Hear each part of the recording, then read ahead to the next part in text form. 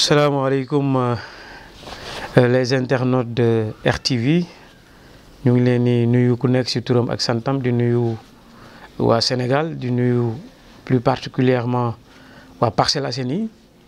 di nuyu suñu mbokk suñu ay militants nga xamante ni ñoom la ñu bokkal liggéey bi muy waa force jóg doxal ci dëgg bi nga xamante ni tey seen tur la ñuy wax. di am mbégte di ñëw di def ak suñu xarit suñu frère Abou émission bi nga xamante ni moom la sàkk woon pour actualité bi nga xamante ni am na ci jëmlu ci ñun ak fa ñu doon liggéeyee di fa yëngatoo ci wàllu parti politique mais également lii nga xamante ni jot na xaw ci réew mi ñu waxtaane ko pour joxe si suñu xalaat ñu ngi leen di nuyu di leen sant et di leen gërëm aussi ci déglu bi nga xamante ne moom ngeen ñuy déglu. di nag sant suñu borom bu baax ci ginnaaw yàlla defee jàmm am ci li nga xamante ni moo fi amoon fan yi passé muy actualité par rapport ak la plainte que Adji Sarr avait fait au président Sonko ba coow yu bëri jotoon fii am. ñu ngi ci sant suñu borom bu baax di ci sant suñu kilifa diine yi ci taxawaay biñ ci am parce que dëkk bi fan yooyu tàngoon na mais kilifa di am ci liggéey bu am solo buñ ci def ci ay ñaan mais également ci jóg ñëw dox pour jàmm dellusi ci réew mi parce que réew mi tolloon na foo xamante ni ñëpp a jaxle woon. kenn xamul woon fan la réew mi jëm te jàpp naa ni bu ñu jugul woon ci ñetti fan yooyu on a failli frôler le pire donc bu yàlla defee jàmm dellusi dañ ciy sant yàlla di ci gërëm kilifa diine yi mais di ci gërëm aussi le président Macky Sall bi nga xamante ni après son discours vraiment très élogieux tax na xel yi dellusiwaat mu xamal. jeunesse bi ni comprendre na leen donc loolu également ñu ngi ko ci remercier mais di remercier également le président Sonko mi nga xamante ni il a appelé au calme à ses militants ak ñi nga xamante ni ñu ngi woon ci xeex bi yépp réew mi damay faral di wax ni ñu ñoo bokk lépp ñi nekk mouvance présidentielle ak ñi nekk opposition ñoo bokk ndey ñoo bokk baay parce que da ngay bokk ak nit kër ngeen bokk benn ndey ak benn baay kii far ci parti bi kii far ci parti bi ci des waaye parti politique yooyu warul gën a fort ñun li nga xamante ni moo ñu boole muy suñu deret wala muy réew mi wala muy gox ba ñu dëkk wala muy kóllëre gi nga xamante ni moom la ñu yàlla boole donc ci kàddu force jóg doxal dëgg ñi ngi gërëm ñëpp ñi nga xamante ni c'était des acteurs ci vraiment appel au calme et à la sérénité boobu nga xamante ni def nañ ko ba yàlla def jàmm dellu ci réew mi tey jot na que nit ñi comprendre que ni société bi dafay jël li nga xamante ni mooy ay responsabilités am bu jafe-jafe yu mel ni amee société bi jug taxaw pour jàmm am mais loolu nag ñun ñi def politique dañ ci am part de responsabilité war nañoo xam ni ñun ñi politique représenté wuñ presque plus de 10% de la population même électeurs yi sax les électeurs man jàpp naa ni ñun ñi def politique représenté wuñu plus de 10% des électeurs de ce pays ndax ñiy voté c'est des citoyens sénégalais te du ñoom ñëpp ñoo intéressé wu ci li nga xamante ni mooy la politique ndax niñ koy defee ñaawteef yi nga xamante ni dañ koy gis ci politique warante yi waxante lu dul dëgg te loolu yàlla nañ ci yàlla musal réew mi yooyu rek moo ko nar a taal mooy politique waxante lu ñaaw defante lu ñaaw tey ku dekku sa morom bëgg ko rey loolu vraiment dañ koy ñaawlu te lii ñu jóge nii war na tax ku nekk jàng ci xam ni politique c'est juste la gestion de la cité man ma am ci wàll bu ma war a dox sama moroom am ci wàll ku nekk am ci wàll boo war a dox waaye ñun ñëpp mun ñu bokk ay xalaat ñi bokk ay xalaat ñooy ànd former seen parti politique wala seen mouvement wala lu mu mën a doon mais ñi nga xamante ni également bokkuñu ay ak ñooñu xalaat ñooy organiser waat yeneen kii loolu nag moom la ñuy jàng ci li fi passé di wax ñi nga xamante ñoom lañ dénk ay direction nañu fàtte seen bopp xam ni ay charge lañ leen dénk mais dénk ñu leen defaluñu leen ce qu'on appelle waruñu nekk tey par exemple nguur ci ñoom non nomination charge la bu ñu la ko defee warul nekk nguur ndax yow dañ laa dénk pour nga liggéeyal askan bi kon yow mën naa jàpp ne sax jaamu askan bi nga war a ñoom ñooy ngay xam seen soxla pour di ko war a saafara loolu nag appel la boo xamante ni dañ koy woo ñi ko seq ñëpp jeunesse bi aussi appel bi ma leen di lancé mooy ñu nangoo tàggat seen bopp ci ay métiers yooyu tey permettre leen suba ñu mën a exercer wu wala ñu mën a mettre en place seen entreprise te duñu dem di xaar ce qu'on appelle un emploi parce que ñëpp mun ñu liggéey ci bureau loolu il faut que jeunesse bi comprendre ko ñii dañuy dem ci bureau yi ñii créer seen ay entreprise te ñun tey ci luñ jot a gis ci Parcelles am na ay jeunes yoo xamante ni c'est des jeunes vraiment yu jàmbaare yu mettre sur pied seen ay entreprise comme RTV bi nga xamante ni ñu nag ñoom ñoo doon liggéey ci cercle des jeunes leaders ba yàlla def ñu teg seen tey kuy jiite mënoo déggoog ñëpp mais képp kuy ñëw même bu fekkee ni déggoowu leen wala ngeen déggoo nga xam ni kii il a des compétences te il peut apporter quelque chose à la commune ou bien à l'État ngeen jàppale ko pour loolu mu def ko mais liñ fi gis da ngay ànd ak man nga nekk ci jàmm boo àndul ak jàmm man ma noot la jaay la doole loolu rafetluwuñ ko te vraiment yéen ay jàmbaar ngeen am liggéey bu am solo sax boo xamante ni yéen ko doon def ci réseau câblage yi tey jafe-jafe yooyu yëpp tey su dee dal jeunesse bi ak yeneen ak ñeneen ñii doon liggéey seen liggéey am ay jafe-jafe ñii di dégg ay financement te gisuñu ko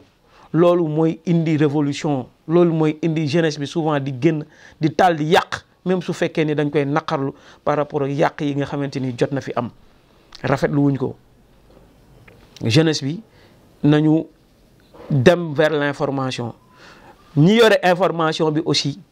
nañ am ouverture am capacité d'écoute et d'accueil pour que jeunesse bi li nga xamante ni moo ko moom ñu mën leen ko delloo parce que Sénégal lépp lu mën a wax lu dul jeunesse bi jeunesse bu jàmbaare lañ am jeunesse bu nangoo góorgóorlu lañ am tey mais kan la neex ngay jaar ci géej goo xamante ni pendant 6 jours sa bakkan mi ngi ci xottu gerte mais gënalu leen mais ils n'ont pas le choix. di ko lancer également jeunesse bi di ko lancer aussi tous les citoyens pour que ñoom tamit ñu mën a jug jàppale le président ci politique bi nga xamante ni moom la bëgg a def pour que d'ici 2024 avant mandat di jeex au moins ñu mën ci résoudre une partie de cette problématique là. fan yi nag comme ni nga ko waxee Abou coow li bëri na ci diggante parti bi nga xamante ni moom la ñu nekkoon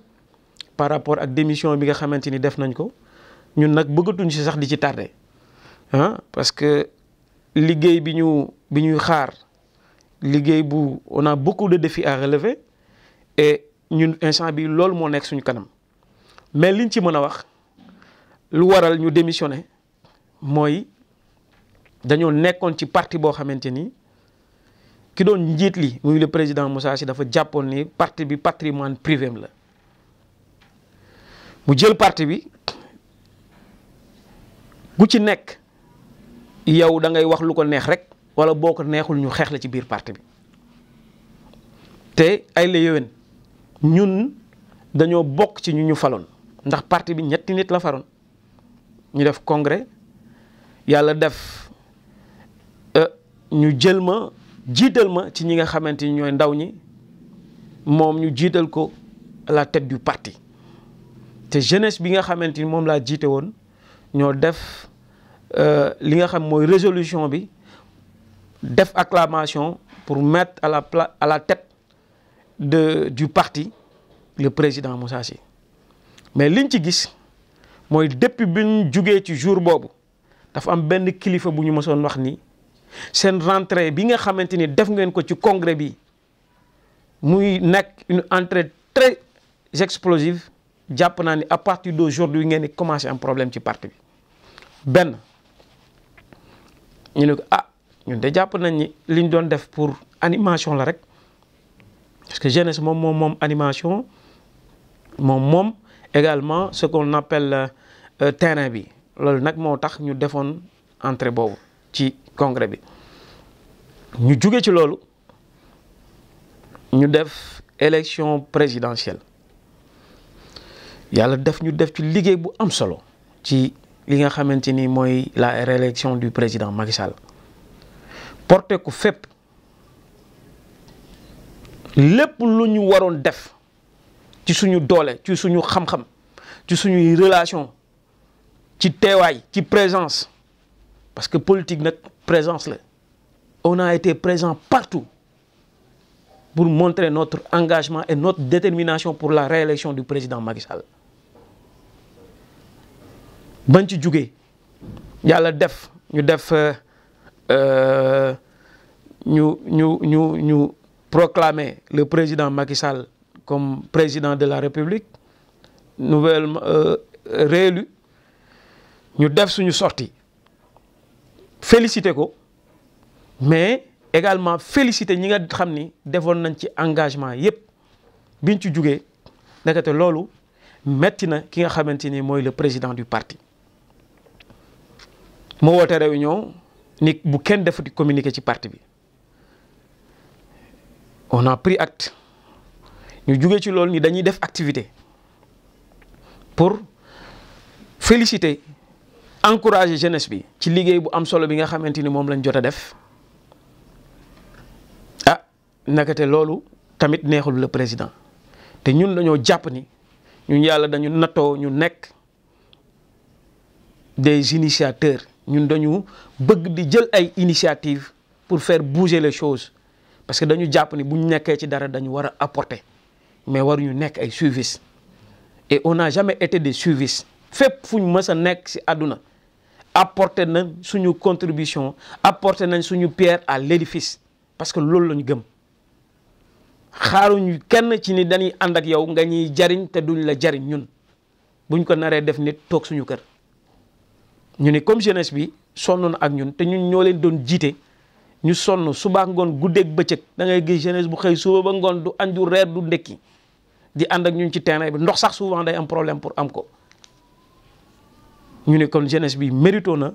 ñu encourager leen pour que ñu am plus de motivation pour li nga xamante mooy échange yu nekk suñ kanam. lan lañ ci jëlee muy le président aussi du ñu xeex pour loolu war a bañ a am mais yàlla mi nga xamante ni dara tawu ko ñu def ko mu jàll ak salaam ñu ni woon à travers cette occasion dañuy rendre hommage le président Macky Sall ci confiance bi Sénégal renouvelé ci moom mais féliciter ñi ci jàpp ñëpp ñun nag ñi ci jàpp ñu gis lañ xam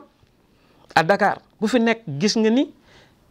La première dame muy Marième Faye Sall def na ci liggéey bu am solo ba fii aux Parcelles li ñu am defe naa kenn amu ko ou bien à 2-3 reprises yoo xamante ni ñëw na ànd ak ñun di campagne ak ñun. Amadou Ba le président le coordonnateur bi nga xam moo fi nekkoon def ci liggéey bu am solo le ministre Mbaye Ndiaye def ci liggéey bu am solo le président Moussa Sy def ci liggéey bu am solo le président. L'honorable député def ci liggéey bu am solo ak ñi ci àndal ñëpp ñu ni comme ñii def nañ ci liggéey bu am solo ñun jeunesse bi ñu gis ni leen te ñi ngi ci yoon di ñëw dinañ leen ñoom également rendre hommage ci liggéey boobu nga xamante ni def nañ ko mais nag du ñu yam foofu gis nañ kenn koo xamante ni wax dëgg yàlla du jeune du mag également noonu mais dafa def liggéey bu am solo muy un communicateur traditionnel muy Abdou Gueye ñu ni également dinañ ko boole ci ñuy rendre hommage parce que man mii doon jiite ndaw ñi fépp fu ma gestu gis naa Abdou Gueye mu def kakeem def lakos ànd ak ñun di kii te ñu si bëri souvent duñ leen gis man nag ma jàpp ni nit bu dee def liggéey bu am solo dañ ko war a récompenser man loolu laa gëm nit bu defee résultat dañ ko war a récompenser di jógee ci moom ñu ni suñu président di Moussa Sy am na ñu ko doon jàppale ba ñun tey ñu ñëw di taxaw ñooñu tamit li ñu def Parcelles war nañ leen wane fësal ko suñu yaay ji fi jugee barki Dembo Ndiaye ñu ngi koy jaale waa Parcelles yëpp di ko jaale waa unité 17 muy suñu yaay Fat Sow di woon aussi une battante boo xamante ni tëj nañ ko sax ci politique ndax Parcelles Assainies ak ñeneen ñu mel ni ñoom voilà ñoom maire Mati ak ñoom voilà ñeneen ñi ñëpp on ne veut pas citer di juum mais ñu nekk ay jigéen yu battante ñu ni ñii kat dañ leen di rendre hommage pour que yeneen jigéen yi nga xam ay ndaw lañ mën a jël exemple ci ñoom xam ni politique engagement la détermination la nakate loolu dafa metti président bi parce que moom musu ko def ndax man li ma xam ci àdduna mooy nit bu la defalee kóllëre nga ni ko merci maire yi tamit ñëw toog ci jour boobu ñoom ñëpp rafetlu lu ñu def ni c'est une première ñoom ba ñuy politique ba léegi nit di leen rendre hommage ci seen engagement politique ci Parcelles Assainies mais nit wax dëgg yàlla même boo ko joxul dara jar na bu defee lu baax nga ni ko jërëjëf ñun loolu moo ñu ci dugaloon nakate loolu dafa metti président bi ñu jugee ci loolu nag président aussi bëgg a jël parti bi nag ni dañu koy xeexe ñu gis yooyu yëpp ak bu kenn defati communiqué mu woote rek mu fekk ñu ñuy réunion nakate président daa mer fekk ñuy réunion ci salle délibération bi mu génn ñu dàq ñu ci mairie bi ni ñu je vous donne 10 minutes pour sortir dans la salle nii la ñu ko waxee je vous donne 10 minutes pour sortir dans la salle ma ni mais man ñun lañ war a def lu mérito Moussa Sy di ñu fekk ñuy réunion mu ñuy dàq comme ay xaj ba jàpp ni à partir de ce jour-là réunion moom man El Hadj Mbaye Niang dootuma ko convoqué ci biir mairie bi mu woote réunion ni bu kenn convoqué ti réunion jeunesse moom léegi mooy convoqué réunion te man xam naa ni en âme et conscience bu wootee réunion jeunesse bi duñ ko wuy si ba toog di ko seetaan pendant 2 ans pendant 1 an et demi presque 1 an et demi mënul woote réunion parce que xam na ni su wootee jeunesse bi du ñëw 1 an et demi ma toog di ko seetaan parce que moom moo ni woon en réunion bu kenn wooteeti réunion jeunesse ANC moom moo koy woote ñu ni ko ayca vous allez voir buñ too wootewul réunion ce que cela va donner ñu toog seetaan ko ba pare nag continuer suñuy activité citoyenne parce que nag ñun ku ñu xam-xam ñu ci engagement citoyen ñu jël suñu activité cercle des jeunes leaders lépp lu ñu mënoon a def ci parti bi parce que politique aussi citoyenneté la lépp lu ñu waroon def foofu ñu jël suñu activité suñu association bi ñuy wax cercle des jeunes leaders di wutal jeunes yi ay formation di leen wutal xëy di jël ay sac kay fourniture di ko maye chaque ouverture di organiser suñuy programme d'assist suñuy journée de consultation médicale gratuite di organiser aussi suñuy panel dans le cadre de leadership et l'entrepreneuriat loolu tax aussi li nga xamante ni mooy scène bi musuñu ci juge ñu ngi doxal mais comme moom nee na woon parti politique bi moo ko moom bu ci kenn defati dara mais ñu doon xeex ak moom ci loolu xam naa ne jeunesse bi bu leen wooye duñ ko wuy si loolu wul ma wóor la pendant 1 an et demi musul ñeme woote jeune parce que jeunesse bi aussi jeunesse bu xam seen bopp la budul une partie ñi nga xamante ni ay agent lañu fay liggéeyee te ko fu ci wax lu ko neexul mu dàq la ku ci wax lu ko neexul bu fekkee ni kii nga mu rétrogradé la sa poste de responsabilité bu fekkee nag doo jeune bu gëm sa bopp des fois da ngay nekk benn jeune boo xam ne tu es un jeune soumis luñ la wax nga def ko loolu nag ñun mësuñu ko nangu parce que ñun dañu mës a am suñu liberté d'expression dañu mës a am suñu liberté d'opinion te nag lépp dans le respect lañ koy def mais ku ñu respecté wul ak loo mën a doon ak loo mën a am mais mënuñu la respecter que ça soit clair ay nit bu ñuy ànd dañuy respectante wala bu ñu respecté wul ku nekk dem seeti leneen man loolu laa gëm bu mu jugee ci loolu mu transféré combat bi ci wàllu administration jël ma sama division bi nga xam moom laa yore woon sende ko pour man dootuma jot benn correspondance ma accepté toog di ko seetaan di joxe di def sama liggéey sama heure wàcc su jotee moo laaj amatuma benn courrier bu may jot amatuma woon machine sax bu may liggéeyee ñuy may wut lu ma naqari encore di jël ay sax ay split yoo xam man aw ma split su ma nekk aw ma ko aw ma ko ci oto kon tey soo ma ko xañee jox ko ñeneen mais loolu lan la ma mën a wàññi wax dëgg yàlla man jàpp naa ni sax est-ce que du daf may sonal mais wut lu ma naqari moo tax mu doon def yooyu mais man bëgguma ko woon suivre ci combat boobu bi mu demee ba jël nag agent yi pour ñu waxtaanee commune bi nga xamante ni jàpp nañ ñi ba léegi mënagul dox ci lu bëri parce que ay humeur lañ ko gérer te gestion kenn du ko def ci ay humeur neex nga ma neexoo ma def la lii ma faagaagal la wala non booy gérer da ngay xam ne liñ la dénk da nga ko war a xam am objectif am un projet de société très clair tënku ci loolu loo jubóog nit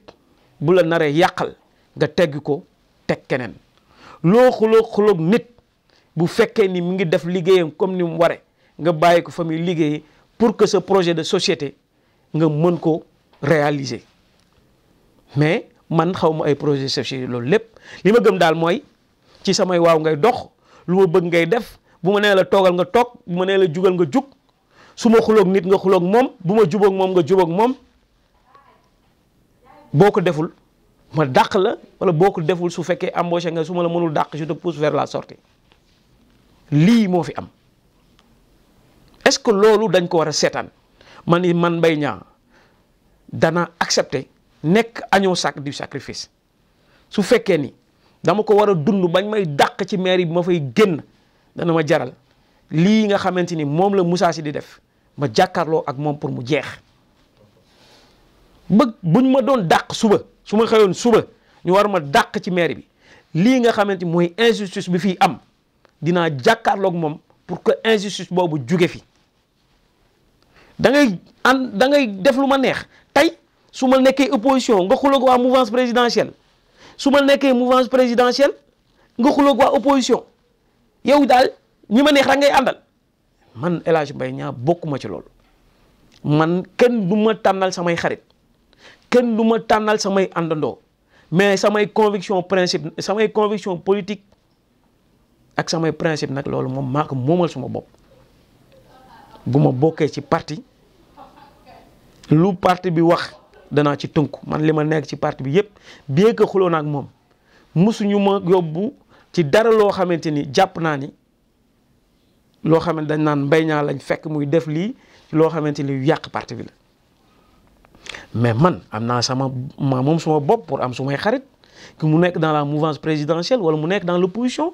mais loolu bokkul dara ak suma engagement politique mais Moussa Sy bu ànd ak yow waroo boo nekkee opposition yow waa opposition nga war a xaritool mouvance présidentielle nga def leen ni noonu parce que 2017 noonu la demee woon waa APR gii ñoo nekkoon suñuy noonu tey ñu ñëw nekk mouvance présidentielle mu bëgg ñi nga xamante ni ñoom lañ doon àndal dem ñu nekk suñuy ennemi man nag politique du ma ko defee noonu man damay jàpp ni même bu fekkee ni dama nekk ci mouvance présidentielle ñi nekk opposition su ma ay kóllëre lañ démb tey soog a ñëw te kóllëre googu dama koy sàmm la koy yàq ci ñoom lay jugee mais du samay conviction politique nag leneen la parce que c'est la gestion de la cité ñi nekk opposition am ni jàpp ni lii moo gën ñi nekk mouvance présidentielle jàpp ni lii la gën buñ ci jugee ñoo war a bokk daayira ñoo war a bokk fu ñuy naane ataaya ñoo war a bokk fu ñuy waxtaane loolu cela n'a rien à voir avec suñuy conviction politique ki nekk opposition bu mu d'accordul mu wane ni ñi nekk ci mouvance présidentielle bi li ñuy def d'accordu ci mais bu dee Moussa moom bu nekk opposition waa mouvance présidentielle ay noonam lañ yéen ñi ànd ak moom ñëpp da ngeen di xul ak ñi nekk mouvance présidentielle doo leen ci wax ak kenn doo leen seq ak kenn jàmm loolu ci bën dëkk lañ nekk loolu c'est de la dictature man Mbaye Niang loolu du ma ko nangu ndax kat bañ may yarawuñ ma nekk surga kenn yaruñ ma nekk vraiment un service dañ ma mës a yar ci gëm sa bopp xam yaay kan xam fi nga bokk loolu nag lay bëgg di incarner fu ma mës a dem te ñi may àndal aussi ci loolu laa leen di woo man damay faral di wax ni ñi may àndal du ma nangu kenn tey may jaar ci sa digganteeg say xarit wala may jaar sa digganteeg ñi nga bokkal deret wala ñi nga bokkal daayira wala ñi nga bokkal diine wala leneen ak leneen je l'accepterai pas politique moo ñu boole ñu jàkkaarloo politique nañu wax loo xamante ni mooy convaincre population bi pour que suba bu ñu bëggee population bi fekk si ñu sawaay ni man nag léegi yow doo fréquenter ku nekk opposition wala doo fréquenter ñi nga xamante ni sax dañoo bokk biir mouvance présidentielle te d'accord man ni may doxale ci localité bi ci gox bi ma ne ko non loolu moom waxuma ànd ndax man sax samay xarit defe naa ni man ñi may àndal di politique wala dara ñu si bëri ñooy sumay xarit mais ñi am ay activités citoyennes ku ciy def loo xamante ni ca luy jëmal Parcelles kanam la dinaa ñëw ànd ci ak yow ndax mooy li may woote réew mi tey le pays a besoin de ses fils mais bu ñuy jël li fi nekkoon politique noonoonte saagante rayante loolu dëkk bi du mës a dox dëkk bi du mës a dem fenn nañu fàtte suñu bopp nañu fàtte suñu parti politique yi et mettre la patrie avant le parti patrie bi nekk au devant ci parti bi nga xamante ni moom la ñu bokk buñ ko deful réew mi ci ginnaaw rek lay gën a dellu jafe-jafe yi toujours ay problème conjoncturel la ñuy jël ay solution conjoncturelle ñëw rek la yenn saafara suba mu indiwaat yeneen problème alors que saafara yi ñu indi dafa war a nekk ay saafara structurel population bi adopté ko mu nekk loo xamante ni ñun ñëpp koy porter pour que d'ici 10 ans d'ici 20 ans d'ici 30 ans génération yi di ñëw mën a fekk li nga xamante ni mooy réew mi nekk pays bu émergent loolu nag vraiment man Mbaye Niang politique boobu laa nekk man nekkuma ci ay politicienne ay man fii laa far lu ma neex ngay def wala yow su ma deful lu dëgg sax da nga koy cautionner non man je ne suis pas dans ça su may ànd ak yow boo deful lu dul dëgg ah dinaan la lii d'accord ma ci soo ma nag concerté woo ca début ba danaa ni la ah reculer waatal nga def nii boo ko defee nag damay toog vraiment di la seetaan. également yeneen manœuvre jël agent yi chef de service yi yóbbu leen séminaire te séminaire bi bokkuma ci en tant que chef de division chef yëpp dem bàyyi agent dem ma jàpp ne nag sama place nekkatul fii te maa ngi tardel commune Parcelles Assainies ndax dama daan liggéeyal commune Parcelles Assainies ci division bi nga xamante ni moom laa yoroon ma jël samay responsabilité bàyyi loolu nga xamante ni moom lañ ma dénkoon bi ñu ko bàyyee mu jël ñu ni dañuy pousser vers la sortie il nous a affecté à l'état civil parce que suñu sœur di Julian Gomis bi nga xamante ni moom Lamine Diagne bi ma wuutu ci ñi nga xamante ni ñooy yore jeunesse su Moussa Sy ci piège boobu lañ tombé woon. bi loolu amee ay kóllëre jug nañ defe ni man lii kat mën na ma yàqal sama ambition politique wala dina ma déséquilibré wala dina désorienté suñu ay ambition ñu ni ma kaay ñu wutal la ci leneen loo jàpp lu gën lii man leen lii su ma ko naree jël je préfère jox ko ñi nga xamante ni tey nekkoon naag ñoom foofu ci maire bi ci le président Moussa Sy jàpp ni ay pro Mbaye Niang lañ ñu génn leen ci maire bi ma jël ñenn ci ñoom jox leen poste yooyu parce que compétence yi ma am nañ ko ñu dem jël foofu te gis naa ni am nañ fay avantage yu am solo am nañ fa également macha allah ñi ngi ci daan doole di ci jàppale seen bopp di ci jàppale seen ay waajur te Parcelles soxla woon na leen mais ci mairie bi lañ leen jëlee dàq leen parce que jàpp nañ ni ay pro Mbaye Niang lañ loolu nag du lu bees parce que sama frère Lamine Diagne dundoon na ko fa mooy li nga xamante ni daloon na ñi mu àndaloon ñëpp ñu dàq leen fa jël suma sœur Juliane affecté woon ko à l'état civil moom aussi bon ndeysaan naqaram jàpp ko ba mu dugg ci piège bi nga xamante ni moom lañ ko tàndaloon ñun nag bi ñu affecté en tant que cadre ñu xam ni bind kese xëy bind dëgg yàlla ñun de waroon nañoo am liggéey bu gën a am solo boo xamante ni sur le plan stratégique moom la ñu waroon jouer que dem di bind ay extrait ak ay kii mais ñu dem nangu ko parce que il voulait nous pousser vers la sortie mais loolu duñ ko may ñu jàkkaarloo ak moom dem di xëy heure di wàcc heure ci diggante bi sax yu bëri jot fi xew parce que yàlla dafa def état bi soxla ñu fi woon à travers le ministère de la santé copté woon ñu fi si ñi nga xamante ni poste de santé bii ñuy jiite di poste de santé unité 16 secrétaire exécutif yi nekk Sénégal yëpp ñu jëloon ñu pour ñu représenter leen ci comité boobu nga xamante ni mooy comité restreint de la capitalisation de la réforme des CDS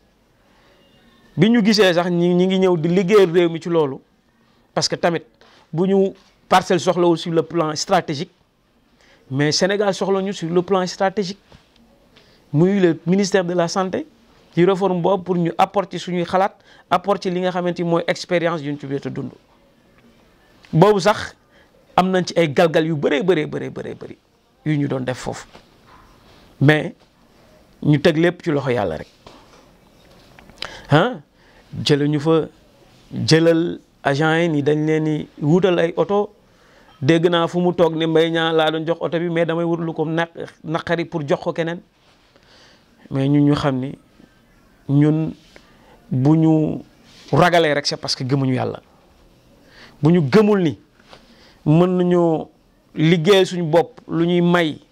loo xamante ni mën nañ ci suturaal suñu bopp c'est parce que gëmuñu yàlla. yooyu yëpp nag biñ ko defee ñu continuer xam ni parti bi suñu place gis nañ ni amatuñ ko woon ci parti bi parce que xeex nañ ñu fa lu la def nañ ñu ko ci biir parti bi parce que dañ doon wax rek li nga xamante ni moo ko waroon doxal parce que ñun dañoo gëmoon ni bu ñuy bokk ci dara c'est pour avoir un projet de société mais malheureusement parti bi nanguwul dox ci loolu ci li mu nangoo dox mooy nekk ci ginnaaw nit boo xamante ni moom boppam moo ko ñor naka lay def ba génn ci moo ko ñor bi ñu gisee loolu nag ñu jàpp ni comme bëgguñu tardel parce que ay nit yu baax nga fa ay nit yu baax yoo xam yu ma respecté ñi ngi fa te gëm naa ni ñoom mérito noonu leneen lu dul sax la ñuy dund ci parti boobu ñu jël suñu décision nag dem waxtaan ak ñoom ñu leen kat nañ ñaanalante